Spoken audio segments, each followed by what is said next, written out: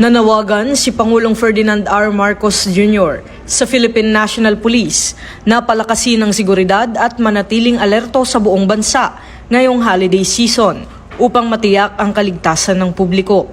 Ito ay kasabay ng oath-taking ng 50 bagong star-rank PNP officers sa Malacanang Palace, kung saan hinimok ng Pangulo ang mga pulis na magkaroon ng visible and reassuring presence sa pangunahing kalsada, pampublikong lugar, transport hubs at mga komunidad kung saan nagtitipo ng mga pamilya sa Kapaskuhan.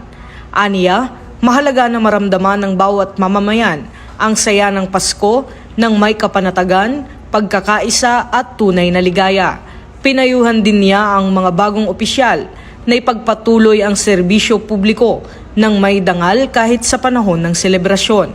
Ayon sa PNP, handa na ang kanilang security measures at higit sa 100,000 personnel ang ide-deploy sa buong bansa upang masiguro ang kaligtasan ng publiko at pigilan ang krimen sa panahon ng Christmas at New Year festivities. Ito ang bagong PNP para sa bagong Pilipinas. Serbisyong mabilis, tapat at nararamdaman.